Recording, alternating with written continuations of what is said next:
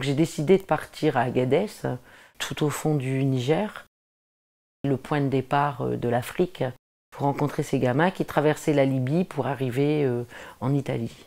Au départ, c'est ça. Pourquoi ils veulent toujours venir en France alors que c'est plus l'Eldorado, quoi. On a trouvé quelqu'un qui nous a un peu introduit, qui s'appelait Sidi Mohamed, où il y a une belle interview de lui dans l'expo. Et j'étais bien accueillie, parce que mon père est africain, mon père est arrivé en Europe, et il disait, et Sidi Mohamed disait oui, son père, elle vient voir les jeunes qui veulent faire la traversée comme leur père. Et je discutais, il y a pas mal d'interviews, je vais pas tout raconter, mais une interview de jeunes à Agadez, c'est hallucinant, quoi. Le mec, il dit oui, mais moi, je vais faire vivre ma famille, je veux avoir l'Eldorado de l'Europe, je veux gagner de l'argent, et ils ont rien, ils partent avec rien. Il y en a un, il y avait, je sais plus, 4 € en poche, il était en tongs, et il venait en Europe pour bosser. Et j'ai pas mal d'interviews tout au début de l'expo là-dessus. Agadez, c'est la ville de départ de tous les Africains qui veulent partir en Europe.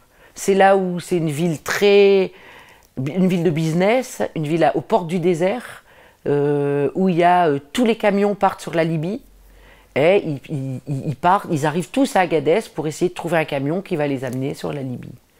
Pour partir en camion, ils payent jusqu'à 1000 500 $, donc toute la famille s'est cotisée. Tout le village, des fois, s'est cotisé pour leur payer la traversée. Et ils ont besoin la seule chose obligatoire pour traverser dans ces camions, c'est un bidon d'eau. Voilà, c'est des bidons en plastique, recouverts de toile. Il y en a aussi dans l'expo, donc on a ramené. Et pour traverser cette ville et arriver jusqu'en Libye.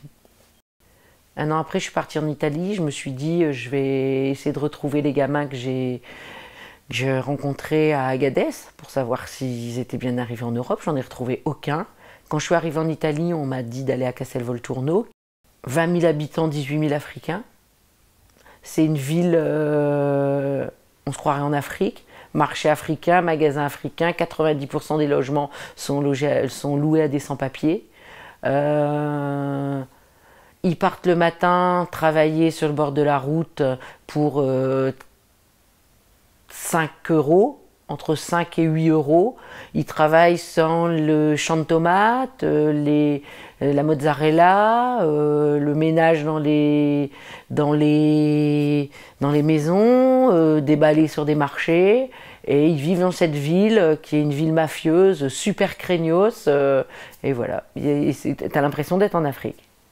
On a rencontré Lamine, qui est un Sénégalo-Gambien, qui nous a trimballés un peu partout, dans les maisons, dans les lieux, Voilà, et c'est là qu'est née la deuxième partie de l'expo.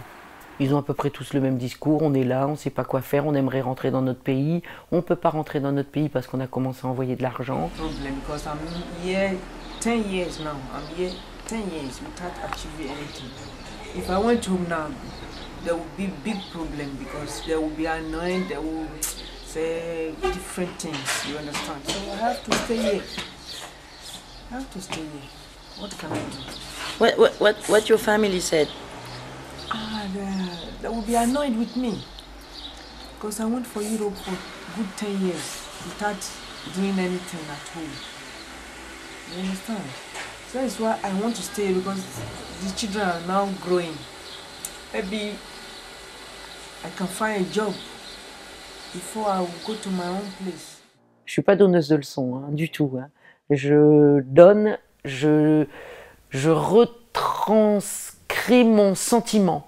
Ce que moi j'ai ressenti en étant à Agadez, en parlant d'abord de ma famille, ce que j'ai ressenti en étant à Agadez, ce que j'ai ressenti en étant à Castelvolturno, comment j'ai pris ce que me donnaient ces gens, j'essaye de montrer ça. En disant, regardez, moi j'ai ressenti comme ça. Je ne suis pas donneuse de leçons, je ne suis pas politologue, je ne suis pas qu'est-ce qu'on peut faire. C'est quelque chose qui m'a touchée, qui m'a émue, je montre. Et après chacun prend ce qu'il a envie de prendre là-dessus.